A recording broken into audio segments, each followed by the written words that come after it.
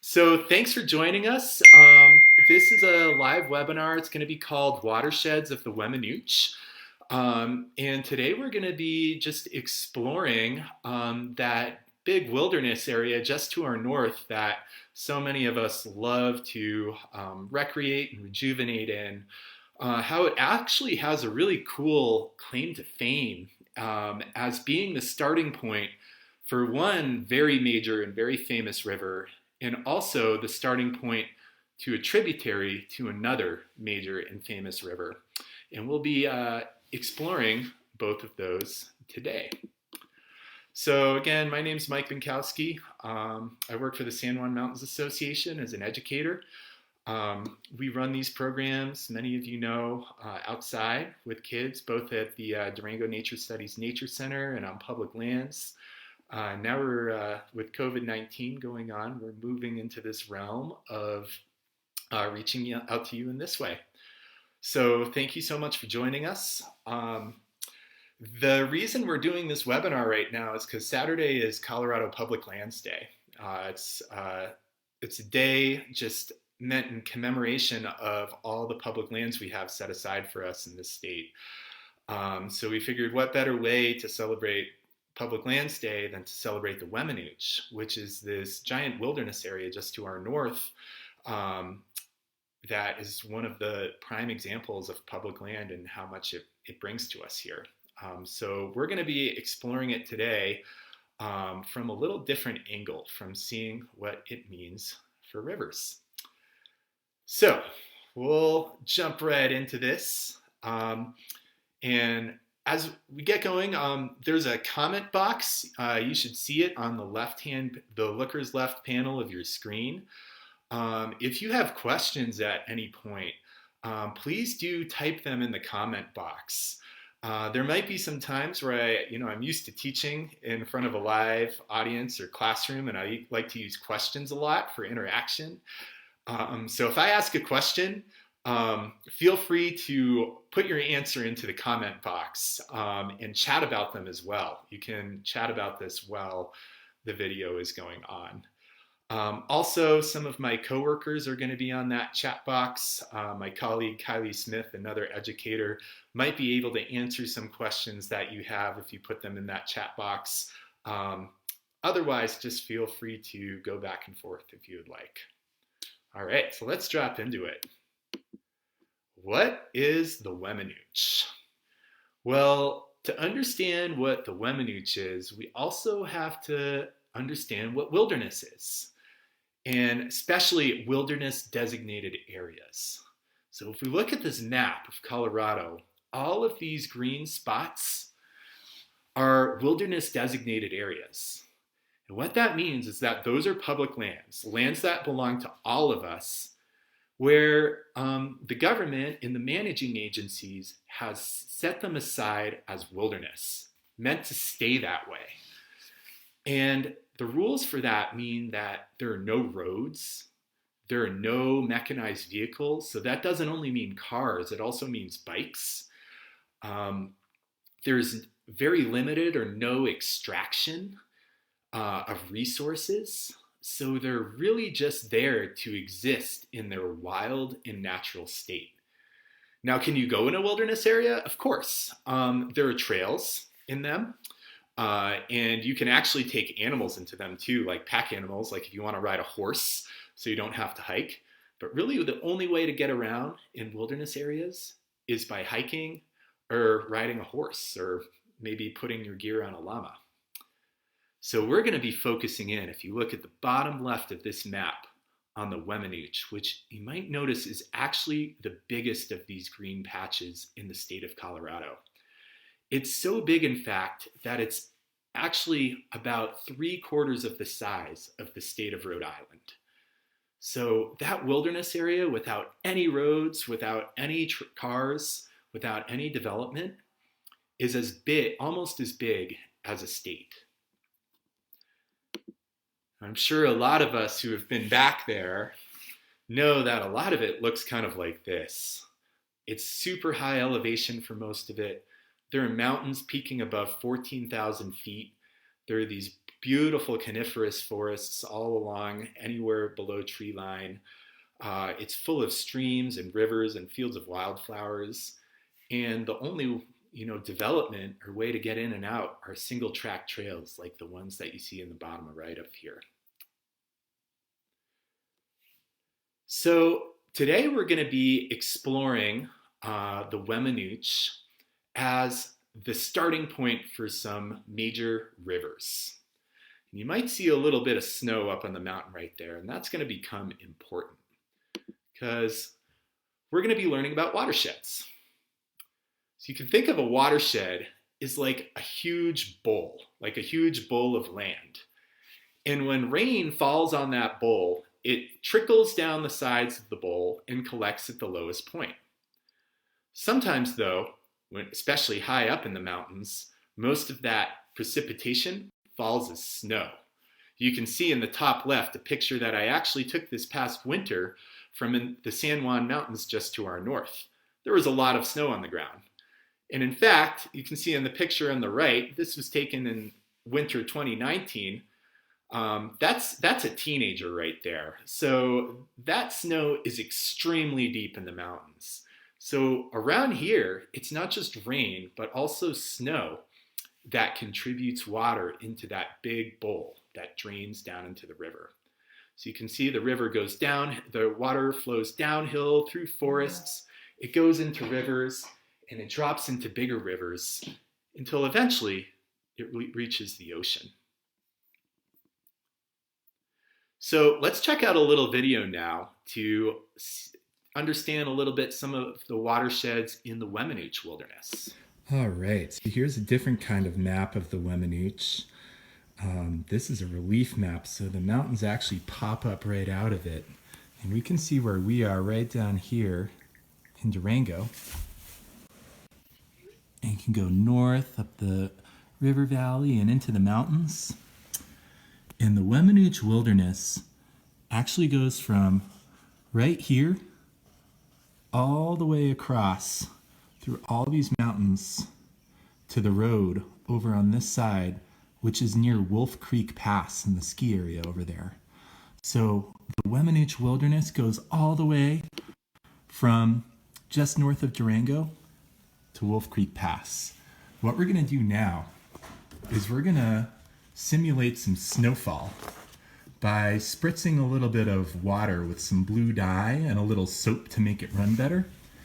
And we're going to see where the water that falls on the mountains, either as rain or snow when it melts, goes. So we'll zoom down to the level and we'll start making it snow. And try to look and see where you can find areas where the water is pooling off and collecting.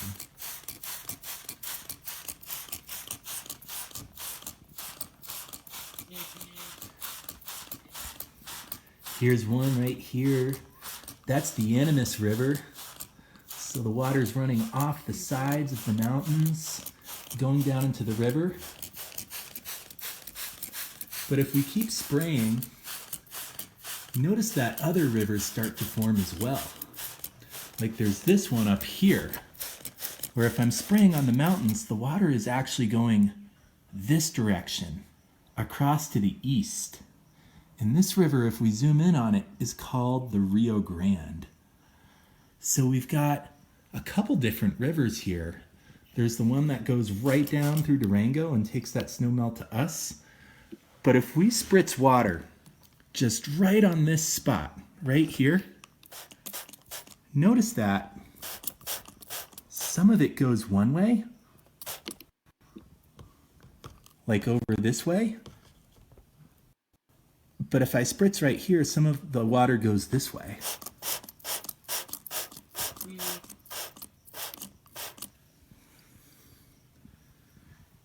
And we have two different rivers.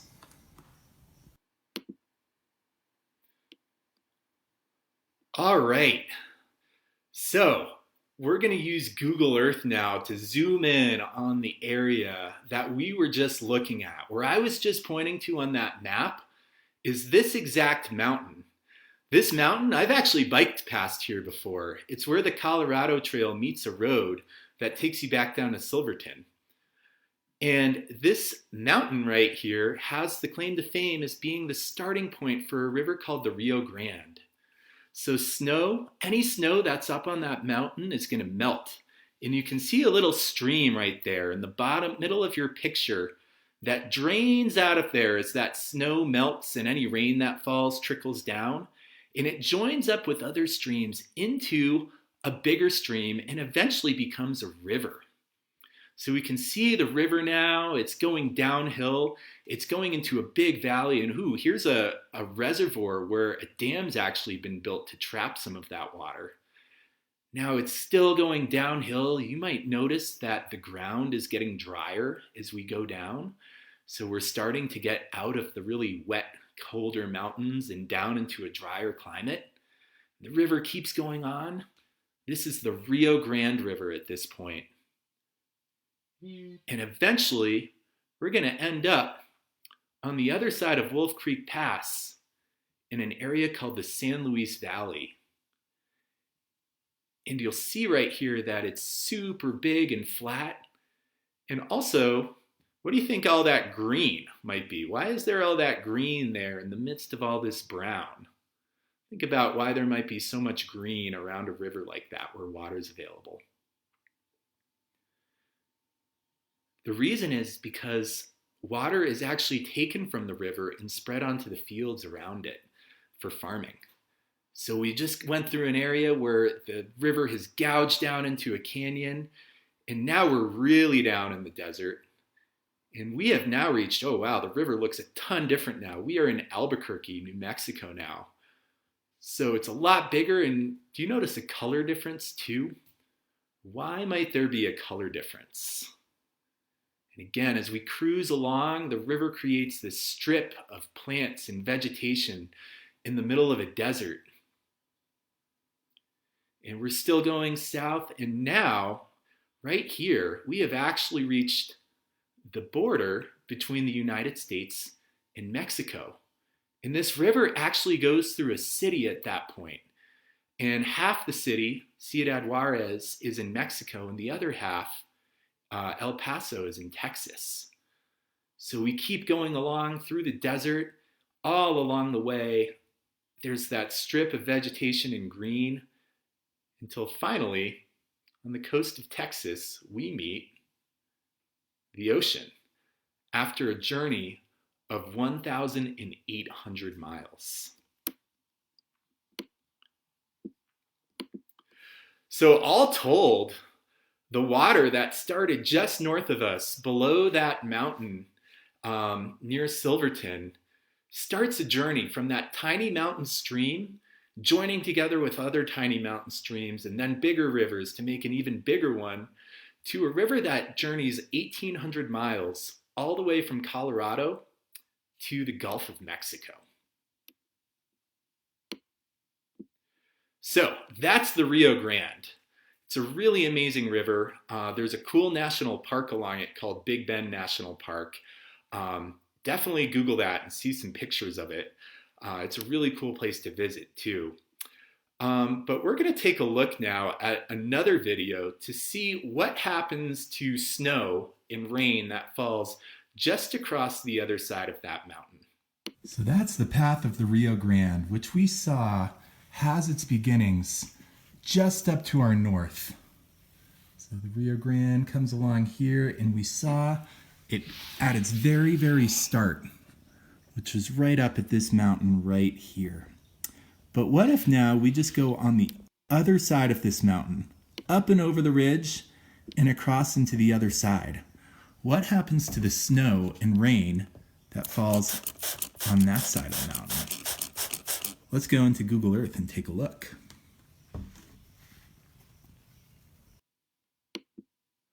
All right, so here we are back at our same starting point. We're just going to go up and over the ridge now. And now, once we find it, sorry, it took me a second to find it in Google Earth, but you'll see a little stream down at the bottom of this valley. Yep, right down there at the bottom. And that's just over the other side of the mountain. And we're going to see now where this stream leads. And we're starting to get into a place that might be a little more familiar to a lot of us. I know I'm always out of my element when I go to the Rio Grande area, but now we're in Silverton. We're going to follow this river downhill. This is a super familiar river to all of us. This is the Animas. And eventually it reaches this big flat valley and it starts to curve and meander. And hey, wait a second, we're at home. So yeah, that's the path of the river from its starting point to where it flows right through the middle of our city. But let's track it a bit further south here. We'll keep going south past the nature center where I usually spend my days at work. And eventually we're going to go downhill and end up again in a more desert area, Farmington, New Mexico. And as we keep cruising along, you'll notice we're once again dropping altitude and going down into a desert. And just like the Rio Grande, the banks of this river are full of a big forest. This forest has amazing trees like cottonwoods, it's got willows and tons of food and plants for animals to eat and get water. We can still see that green in that forest a little bit now where the river has carved out a giant canyon. At this point, the Animas is joined together with the San Juan River, and it's become a much bigger river. And it has so much force coming down from the mountains that over millions of years, it can actually dig out a canyon like this one. This is a place that you all can actually go to. Usually, it's only about 2.5 hours away, but it's near Mexican Hat, Utah. It's called the Goosenecks of the San Juan. And this river that started as a little stream just north of us and flowed through our city, carved out this canyon. But that's actually kind of nothing compared to the next canyon that this river carved out. At this point, it's joined with another big river that came down from Utah called the Green River, and we are now in the Colorado River. And we're about to go through a place where this river has dug out a canyon a mile deep that I'm sure some of you have probably been to, the Grand Canyon. So we'll just cruise through it a little bit. And it's nothing quite like being there in real life. But keeping in mind this whole time that the little stream that started in the mountains, just on the other side of that peak we were looking at, eventually leads down into here.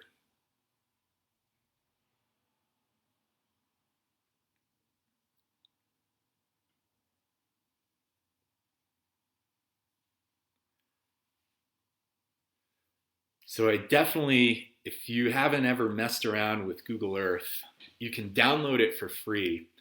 And especially like right now where, we're staying close to home, it can be a great way to explore other places, but also to get a totally new look at some of the places we live. So yeah, we've flown through the canyon a little bit. We get a sense of how deep it is, cutting through so many millions, actually over 1 billion years of rock layers. In the canyon, from the top of the rim that you can see at the top of the picture, down to the water is over 1 mile deep.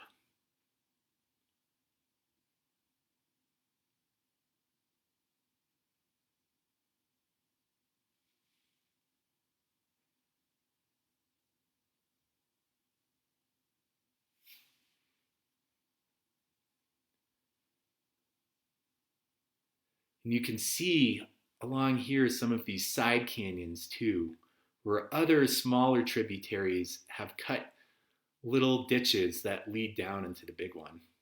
We're going to zoom out now and we can see the whole of the Grand Canyon now. Now we're going to keep tracking the Colorado River. We can see it continuing to snake through the desert as it goes west. We're in western Arizona now, getting almost to Nevada at this point.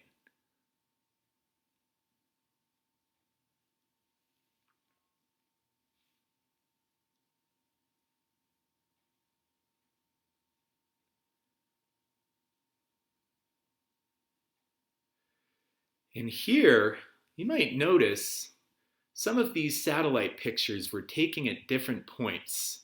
And sometimes the Colorado River can get really, really muddy. So that's a place where we just switched from one picture that was taken at one time to a picture that was taken at another when the river was a little less muddy. Once we get to the end of the Colorado River, our next thing will be to explore why some parts of the river get muddy and others don't, or why rivers get muddy at different times. So now we've reached another big lake or reservoir, and this is Lake Mead, which was actually created by flooding the canyon when a big dam was built, blocking the exit of the Colorado River. So we'll kind of zoom in on that dam now. And some of you, I know, especially when I work outside with kids, one of their favorite things in the world to do is to build rock dams in the middle of tiny little streams and to see how big they can make the pool behind it. This is just like a giant version of that. That huge wall, the Hoover Dam, is kind of like what you might build in a little outflow stream where you stack up rocks and see how deep you can get the water. So from there, the Colorado continues south, but at this point, a lot of the water has been taken out of it. Try to think some reasons why people might have taken water out of the Colorado. And if you have ideas why people might remove water from it, like what reasons or uses they might have, try typing them in the comments. So now we're in the desert. A couple of years ago, I biked across this desert and I saw the Colorado River for the first time. And it was this strip of just green, verdant, beautiful emerald vegetation, surrounded by farmland too. And it was crazy because there were no people and no towns in the desert, but at night, the Colorado was like a highway because there were lights all along it where there were cities and towns where people could actually live because they were close to this water source and they could actually use the water for farming. So now we are in the land of Mexico and the Colorado continues going south and soon it's going to meet the ocean. And we'll get to zoom out and see that this water that started only a little bit away from the water that went into the Rio Grande ends up in a completely different place.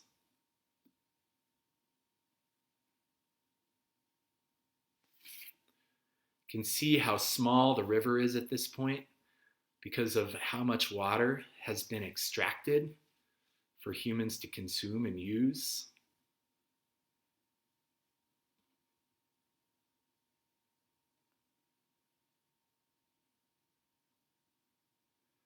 And we end up at the ocean in this area called the Gulf of California, near the Baja Peninsula in Mexico.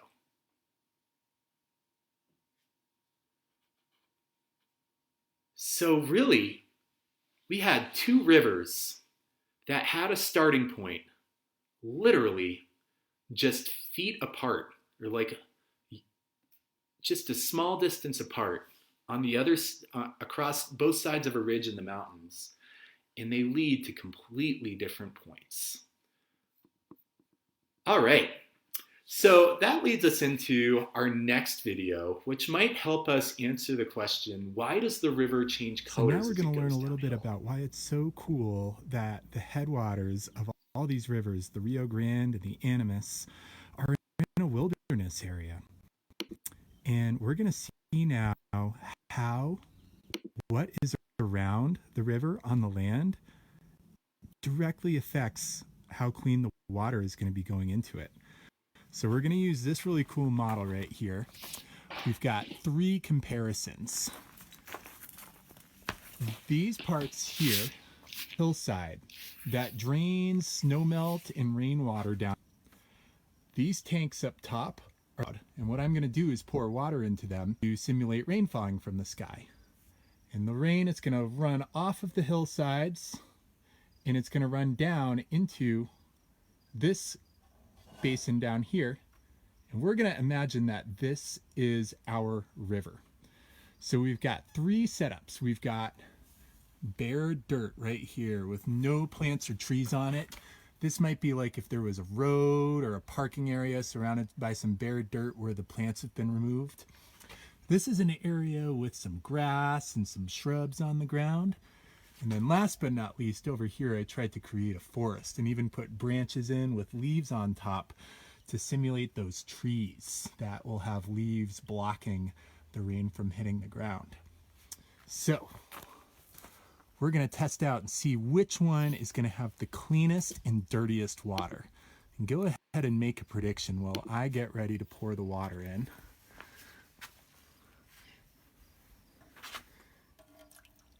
So we're going to pour some water into each rain cloud.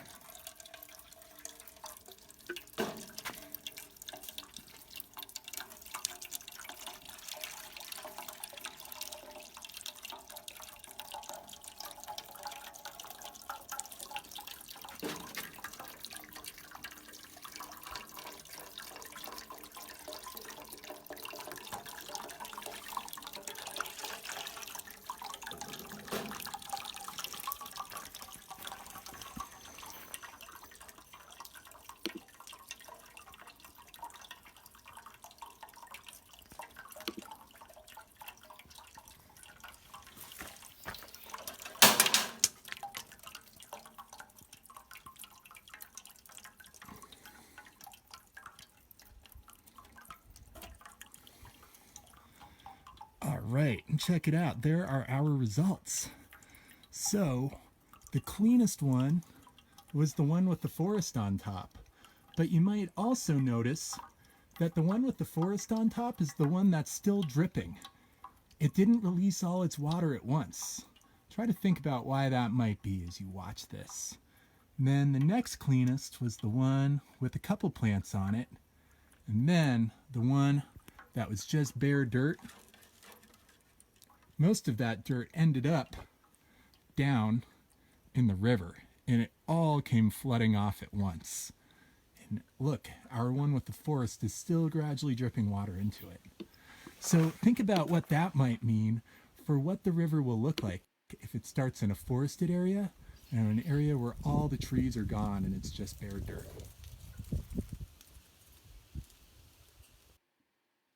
All right, so that was cool.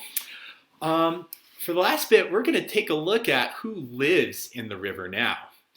And what you can do is, we actually have another video that shows us how to look for these critters that we're seeing right now. But basically, some of my coworkers and I just went out and we went in and we looked under some rocks. And we filled an ice cube tray with some of these little critters.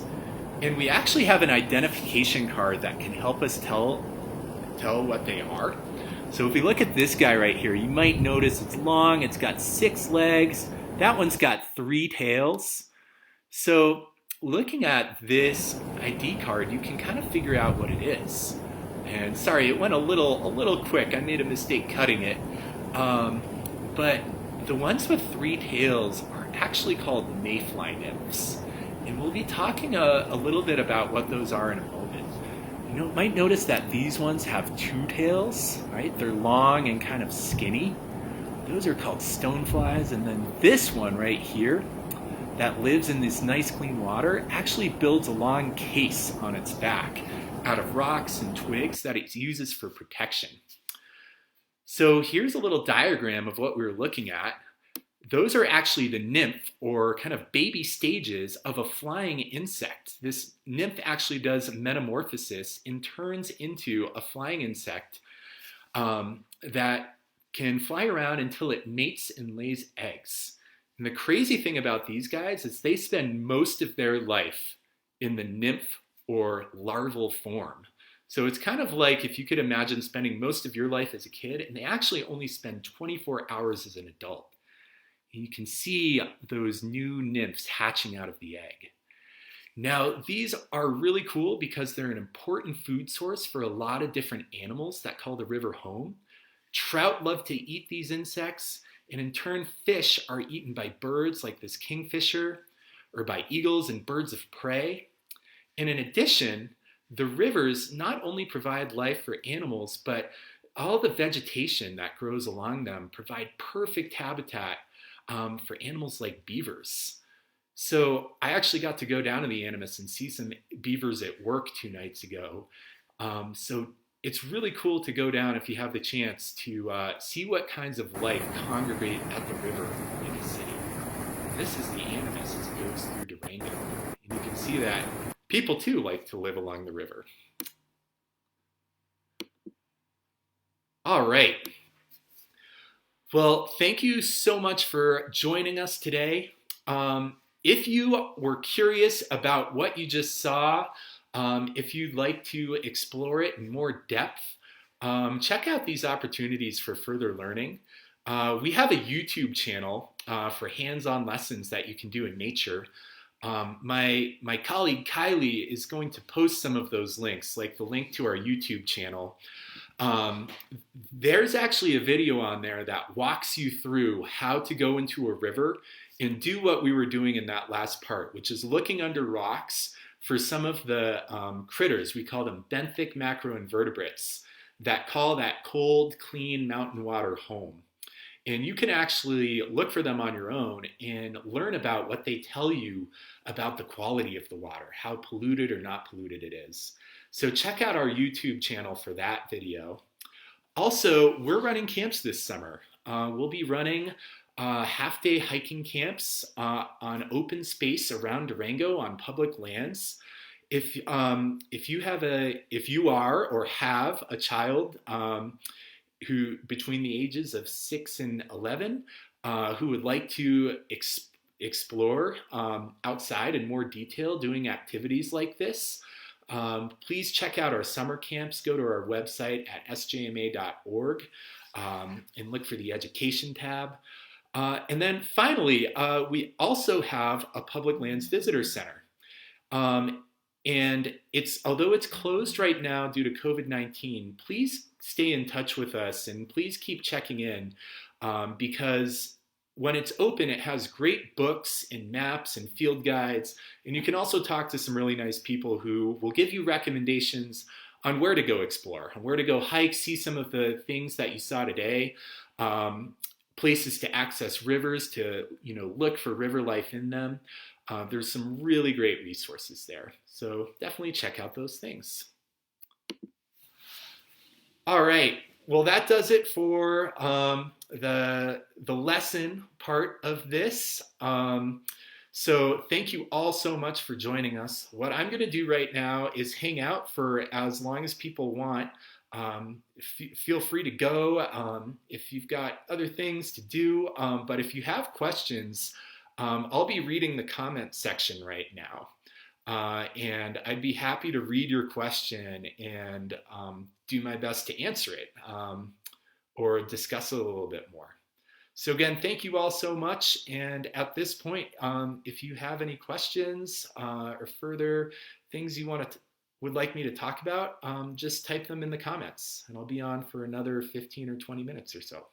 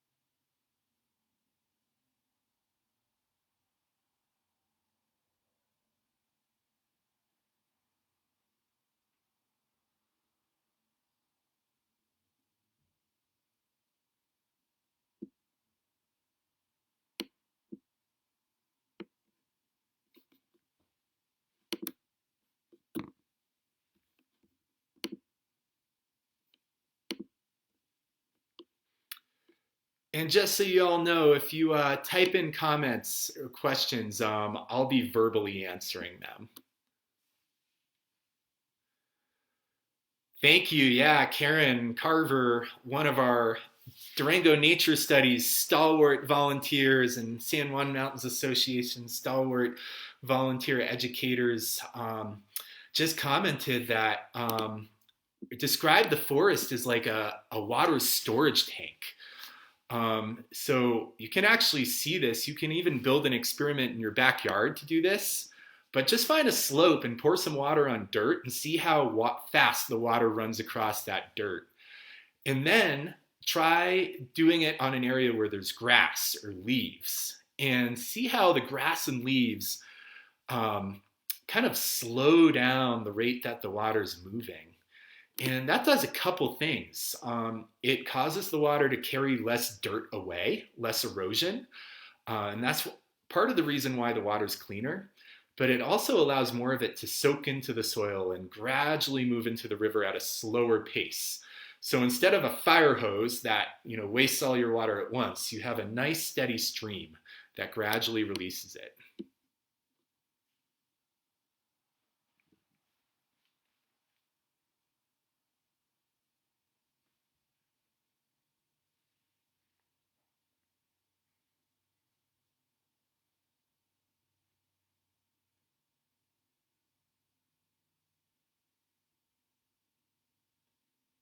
And again, thank you all so much to those of you who are commenting. Give another few minutes if anyone has any questions or things they're curious about, want to know more about.